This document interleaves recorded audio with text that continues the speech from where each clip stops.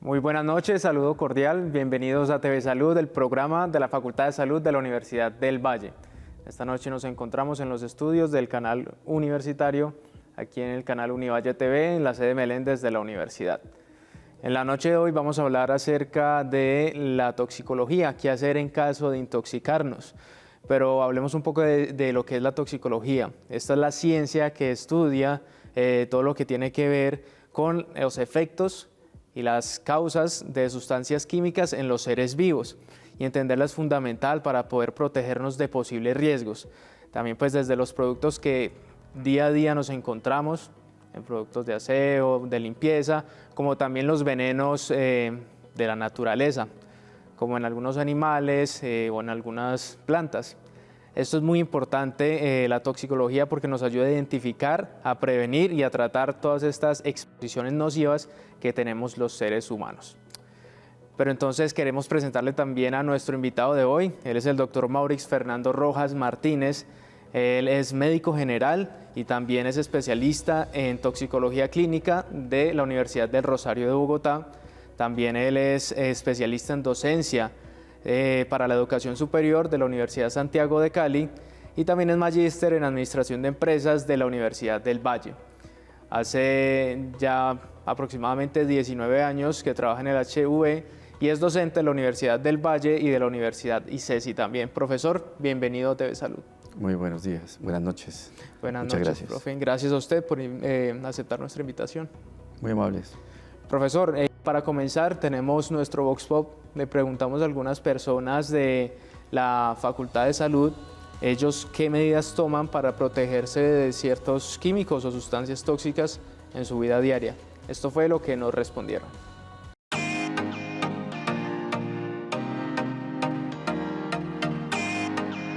En TV Salud estamos hablando sobre toxicología. Por eso, hoy estamos en la Facultad de Salud de la Universidad del Valle para preguntarle a la comunidad universitaria qué medidas toman para protegerse de sustancias tóxicas en su vida diaria. Bueno, en mi día a diario no tomo ninguna medida. Bueno, pues ya dentro del área de salud, ya como laboratorios y todo, nosotros tenemos ciertas medidas de protección. Pero en el día a día realmente no tomo muchas medidas, ya que siento que es más de cada uno decidir lo que quiere para su futuro, entonces no tomo muchas medidas. Bueno, los elementos que yo utilizo para protegerme son básicamente los elementos de bioseguridad en los laboratorios. Y de resto, pues no sé si cuente como sustancia, pero uso protector solar para protegerme. En el momento de que hago limpieza al baño semanalmente, lo que suelo hacer es utilizar guantes.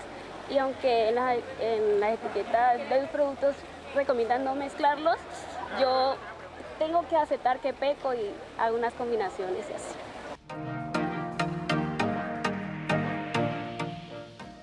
Bueno, estas fueron algunas respuestas de las personas de la Facultad de Salud en la Universidad del Valle, sede San Fernando, acerca de qué hacen ellos para prevenir todas estas sustancias tóxicas que puedan afectar la salud de nosotros.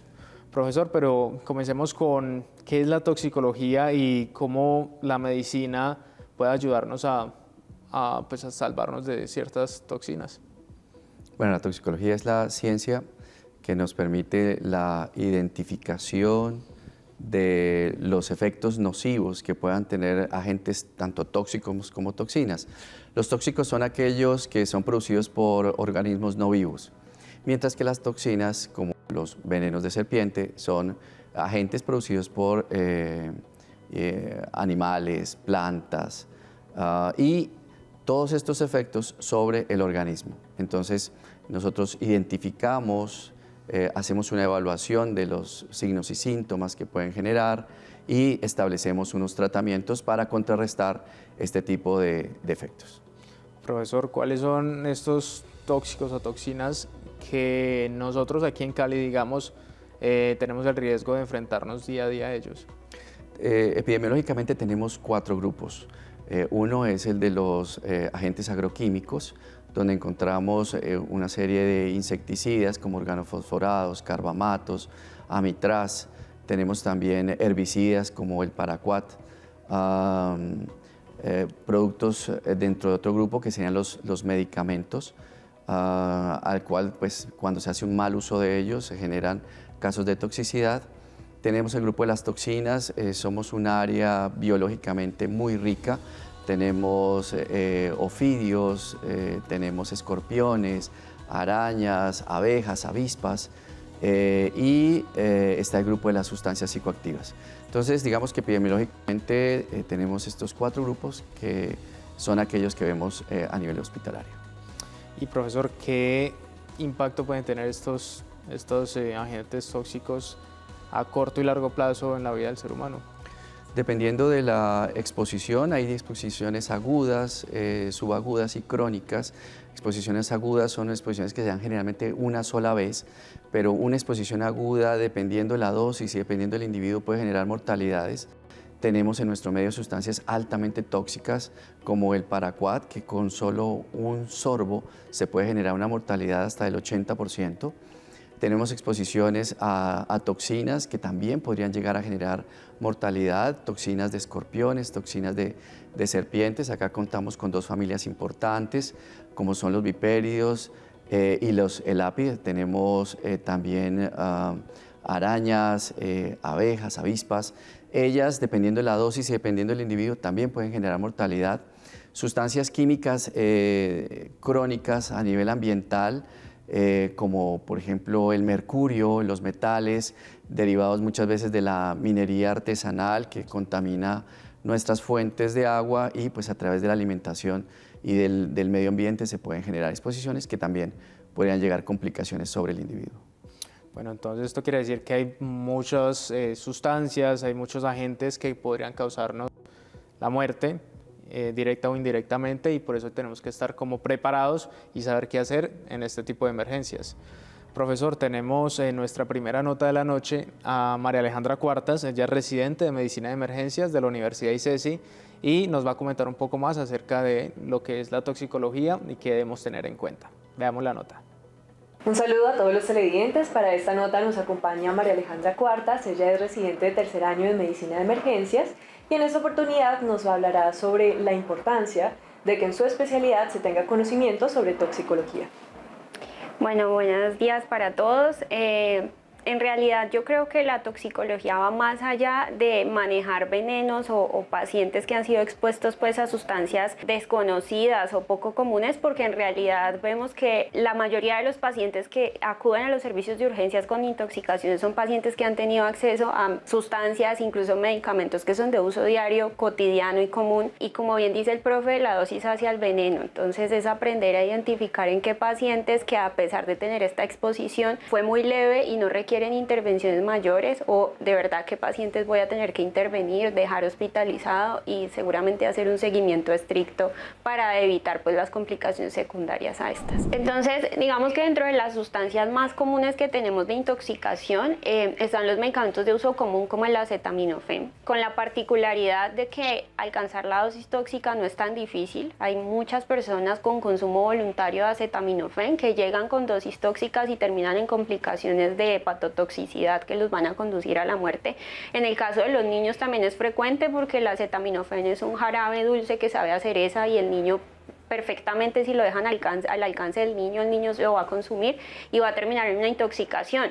Ahora hay otros agentes xenobióticos muy comunes como los pesticidas, los plaguicidas, los herbicidas, que si bien no tienen un efecto tóxico directo, digamos, sobre la maleza que están utilizando, sí es muy tóxico para el ser humano, y son muchos los casos de intoxicaciones voluntarias, más que todo, precisamente por la facilidad del acceso. Entonces, tener en cuenta, digamos, estas sustancias que son de las más frecuentes y que pueden terminar en complicaciones graves, debería ser primordial para los médicos que atienden a personas que consultan a los servicios de urgencias, fueran o no especialistas en el tema, y también para las personas, tener en cuenta que son agentes que, si bien son muy fáciles de conseguir, no dejan de ser agentes tóxicos o agentes de limpieza, la soda cáustica, los limpiadores de pisos, los limpiadores de juntas. Todas estas sustancias, al mezclarse, que es algo muy común, la gente mezcla todo lo que tiene en la casa para limpiar el baño, y el mero hecho de mezclar la sustancia, los vapores que sacan estas sustancias, estas mezclas van a ser tóxicos y van a terminar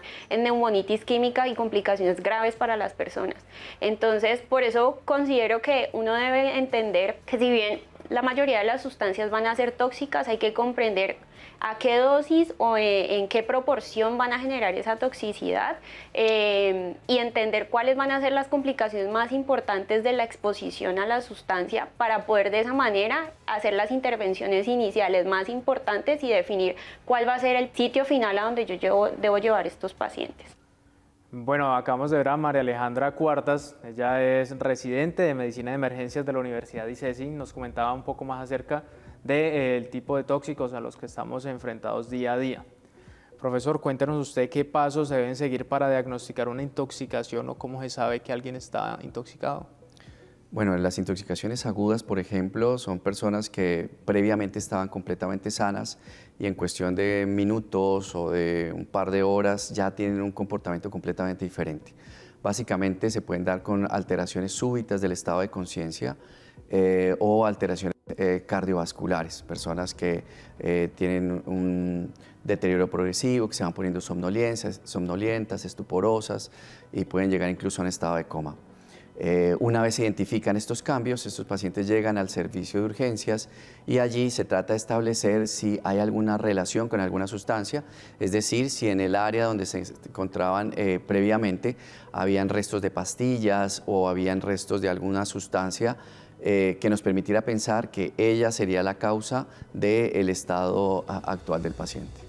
Como lo decía María Alejandra, muchas veces las personas se pueden intoxicar con medicamentos que no realizan como una buena dosis y esto puede llegar a ser muy perjudicial. ¿Cómo saber cuáles son las dosis que uno debe tomar o cómo podemos seguir como un instructivo para no llegar a la intoxicación? Bueno, podemos parafrasear a Paracelso, quien planteaba que todo es veneno, nada es sin veneno, es la dosis la que hace el veneno. Entonces, María Alejandra plantea un ejemplo muy práctico, como es el del acetaminofén, que para todos nosotros tiene una imagen muy positiva porque es un analgésico con bajos efectos adversos, pero que en dosis tóxicas que se alcanzan, a veces intoxicaciones voluntarias o los niños que lo encuentran y se lo toman, puede generar una hepatotoxicidad tal que puede llegar a la mortalidad. Entonces, en ese orden de ideas es seguir las recomendaciones médicas, no automedicarse y atender las dosis a los que los médicos han planteado el fármaco y mientras nosotros estemos siguiendo estas recomendaciones, seguramente que nada va a suceder. En caso también de esos productos químicos de aseo, que son muy comunes, también como lo decía María Alejandra, uno necesita limpiar algo y bueno, echémosle esto y esto también para que sea más fuerte. A veces se produce mucho que en el baño cierran por completo la ducha y uno está lavando la ducha y puede perder el conocimiento. ¿Cómo también uno puede llegar a prevenir estas situaciones? Así es.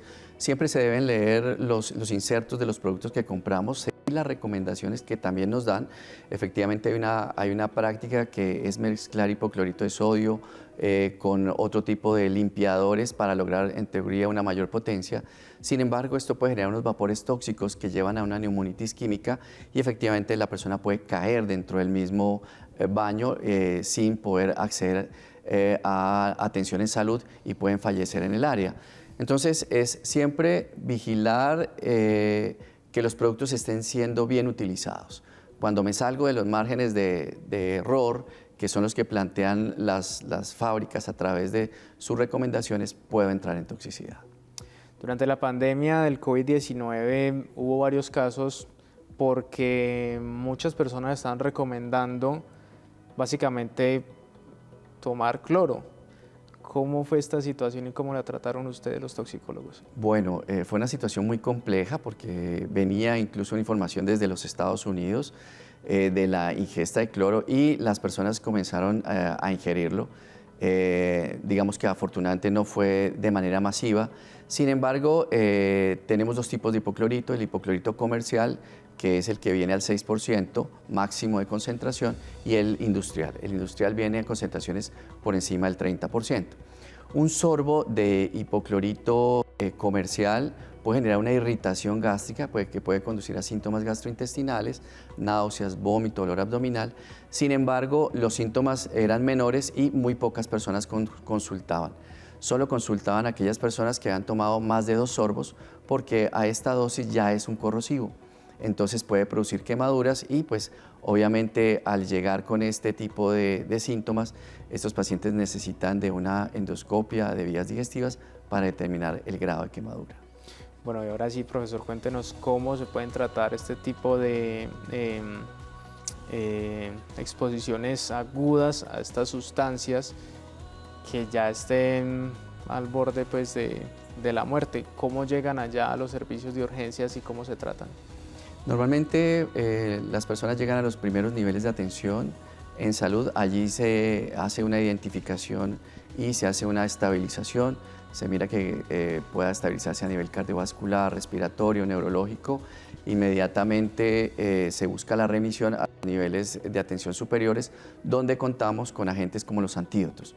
Hay algunas sustancias que afortunadamente tienen antídotos que, siendo administrados de manera oportuna, pues cambian completamente el mal pronóstico que estas intoxicaciones pueden tener, generando una disminución en la mortalidad. También contamos con otro tipo de técnicas de eliminación, por ejemplo la hemodiálisis, la hemoperfusión, pero lo más importante, identificación temprana, remisión a un tercer nivel, donde con las herramientas médicas que tenemos podemos revertir este tipo de agentes. Bueno, profesor, hemos ya hablado de los tipos de tóxicos que se pueden encontrar, como lo son en medicamentos y en productos de aseo, pero ahora vamos a pasar con los naturales. Tenemos una entrevista con el biólogo Carlos Andrés Galvis Rizo. Él trabaja en el Zoológico de Cali y nos va a hablar más que todo de las mordidas de las serpientes o accidente ofídico, como se conoce aquí en el medio. Veamos la nota. Un saludo, Mateo, y a todos los televidentes. Para esta nota de TV Salud nos encontramos en el Zoológico de Cali y nos acompaña el biólogo Carlos Galvis, quien hace parte del equipo que trabaja en casos de accidente ofídico. En esta oportunidad, Carlos nos va a hablar sobre toxicología, especialmente toxinas animales. Bueno, muchísimas gracias, buenas tardes. En el caso de las serpientes es muy importante tener en cuenta que la mayoría de estos animales no son venenosos. Solo el 10% son especies que poseen capacidad de causarle la muerte a un ser humano en caso de no recibir tratamiento médico. Digamos, el decir o el sentir de las comunidades es que todas las serpientes son venenosas y pues genera un pánico general. De hecho, cuando estamos hablando de especies venenosas, las circunstancias bajo las cuales ellas pueden llegar a morder a alguien, podrían causar un accidente, es debido a que se sienten agredidas, se sienten amenazadas. Los humanos no somos presas de estas serpientes. Su veneno lo utilizan para capturar su comida. Tienden a ser animales pequeños, roedores pequeños, aves o anfibios o otros reptiles. Si las perturbamos, si las cogemos, las pisamos, ellas se van a sentir agredidas y lo usan como un mecanismo de defensa. Es ahí que es importante entender que cuando ocurre una mordedura por una serpiente es un accidente. No es culpa de la serpiente. Los venenos de las serpientes pueden variar dependiendo de la especie. Tiene un efecto totalmente diferente, porque en ellos vamos a encontrar en los venenos que tienen diferentes funciones. Es un cóctel de muchos componentes, de una gran cantidad de componentes, donde cada componente tiene una acción diferente. Entonces, unos componentes van a causar que la presa se paralice, no se le vaya lejos la comida. Otros componentes van a causar que la presa se muera. Y otros componentes van a causar que se empiece a digerir la presa antes de que la serpiente se la coma. Causa una degradación de estos tejidos, una predigestión de estos tejidos. Es importante entender que existen protocolos y esto lleva a que el manejo médico, si se hace adecuadamente, los pacientes no tendrían por qué morirse. Las muertes principalmente se dan por una atención no adecuada del accidente. Ante un caso de un accidente ofídico en el día a día, ¿qué puede hacer una persona? ¿Qué debe tener en cuenta?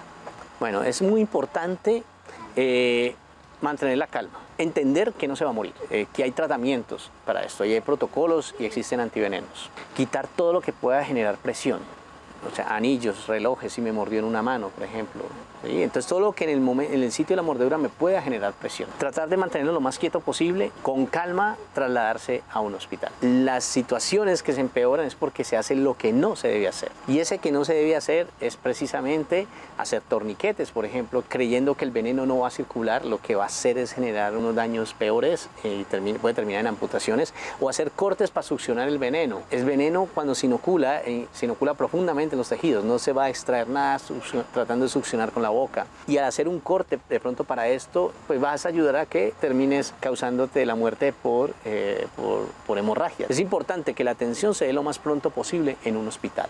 Bueno, acabamos de ver al biólogo Carlos Andrés, él trabaja en el zoológico de Cali y él pues estaba comentándonos acerca de qué hacer en caso de que nos muerda una serpiente. Profesor, ¿qué medidas preventivas debe tener la población, más que todo aquí del Valle del Cauca, que tenemos mucha zona de bosque, de selva, cuando estén trabajando en el día a día para que no sean mordidos por una serpiente? Ok, es importante usar botas altas, pantalón largo, no meter las manos en cuevas, tener precaución cuando se levantan ladrillos, cuando se levantan maderos, porque ellas pueden estar en esas áreas. Básicamente eso. Profesor, nos decía un poco Carlos Andrés de lo que no debemos hacer cuando nos muerde una serpiente.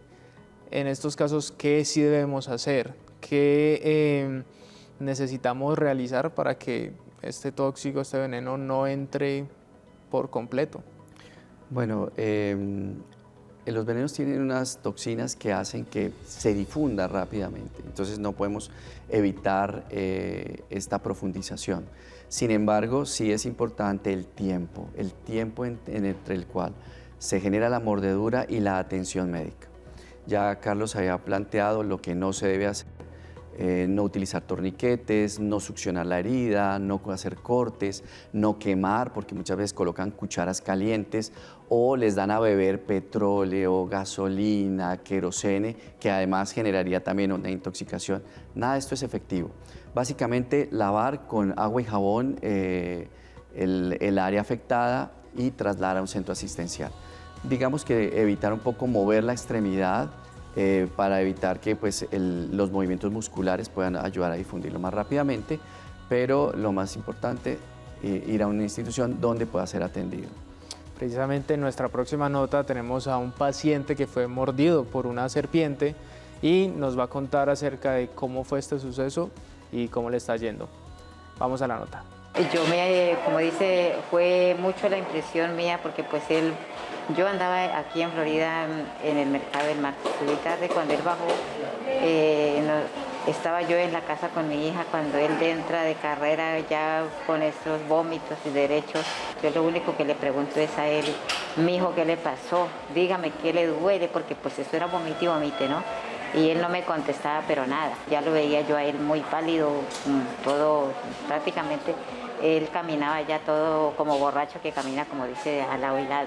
Ya él paró la cabeza y me dijo, no, me picó una culebra. Y entonces yo le dije, ahí, pero ¿en dónde? Él dijo, aquí, lo miro, y claro, ahí tenía la señora, me había chorreado una pica de sangre donde había estirado sangre, donde le había picado. Entonces yo le dije, no, usted se tiene que ir ya para el hospital. Me decía, yo no voy a ir. Yo le dije, no, mijo, váyase porque esto no es,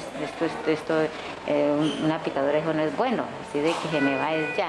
Pues la verdad yo sí me asusté muchísimo porque es una serpiente que nosotros ya conocemos, que es bastante venenosa y es brava. Eso no es como nos dijeron en las Américas, Florida, que no era una culebra venenosa. No, eso es una culebra que prácticamente es bastante es brava, se puede decir en esa forma. Nos dieron salida el miércoles a mediodía, pero la doctora nos había puesto cita ayer a las 2 de la tarde y por eso bajamos, pero fuimos otra vez a la clínica, pero resulta y pasa que ya ayer ya él amaneció hinchado todo este brazo y tras de que cuando lo sacamos de la clínica estaba hinchado y no este pedacito donde lo había mordido, pero ya ayer esto ya se empezó a hinchar bastante.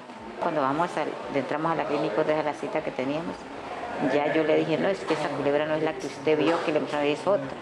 Entonces dijo, no, antes estábamos equivocados, si ustedes nos hubieran contado desde el comienzo que ese era otra culebra, antes hubiéramos actuado, ya hubiéramos pasado de esto. Fuimos la doctora, gracias a ella y a Dios, ella nos trasladó ligerito para acá y es como la cual hoy está, prácticamente hoy amaneció mejor.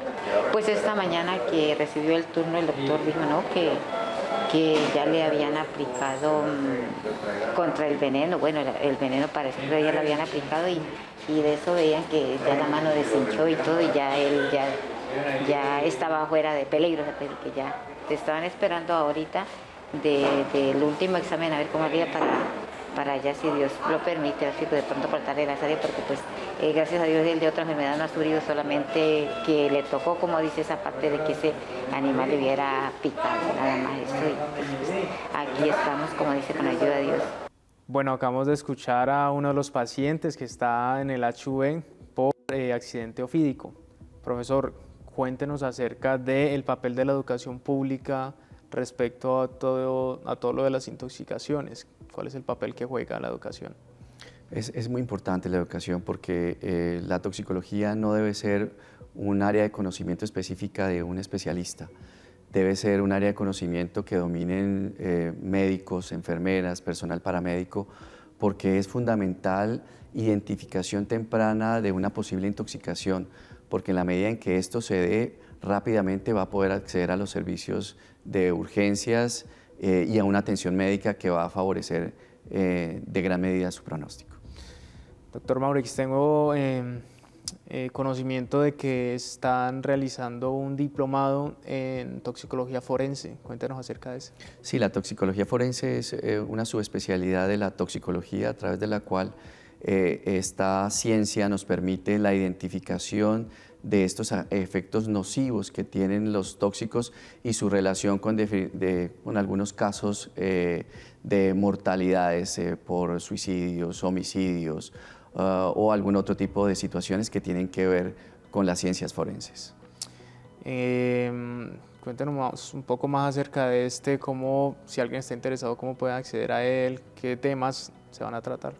Este diplomado está muy relacionado con elementos clínicos y paraclínicos, herramientas que las personas, tanto médicos como otro tipo de personal de ciencias de la salud, interactúan con personas que requieren este tipo de servicios. Entonces vamos a tener, por ejemplo, unas áreas clínicas donde vamos a ayudar en la identificación de signos, síntomas frecuentes de intoxicaciones, algunas relaciones de elementos que se pueden encontrar a nivel de cadáveres que nos hacen sospechar de intoxicación, cómo leer algunas pruebas de toxicología, como son los test de drogas, cómo es una adecuada realización de un test de drogas, qué tipo de pruebas de laboratorio pueden realizarse cuando se sospechan intoxicaciones por pesticidas, por ejemplo, o cuáles serían los signos y síntomas que me permitirían a mí pensar que eso se está dando. O, por ejemplo, en pacientes con abuso sexual, qué tipo de pruebas, la interpretación de las mismas. Bueno, todos estos tipos de elementos que tienen que ver con sustancias y con delitos. Perfecto. Entonces, todos los que estén interesados en este diplomado pueden escribir a la Universidad del Valle, a la Escuela de Medicina, para más información. Y ya para finalizar, profesor, recomendaciones a la población en general. Pues ya se ha venido tratando en todo el programa de esto, pero así puntuales, en caso de una intoxicación. Si tenemos una intoxicación aguda, el traslado rápidamente a servicios de urgencias, no administrar leche, no darles agua, no inducir el vómito, tratar de trasladar lo más pronto posible. Perfecto, profesor, muchas gracias por venir a estar aquí con nosotros. A ustedes también, muchas gracias por conectarse otra vez en TV Salud. Esperamos verlos en una próxima ocasión. Profesor, muchas gracias. A ustedes muy amables por la invitación. Muchísimas Igualmente. gracias. Vale, nos vemos entonces el próximo miércoles a las 7:30 de la noche aquí en TV Salud. Chao, chao.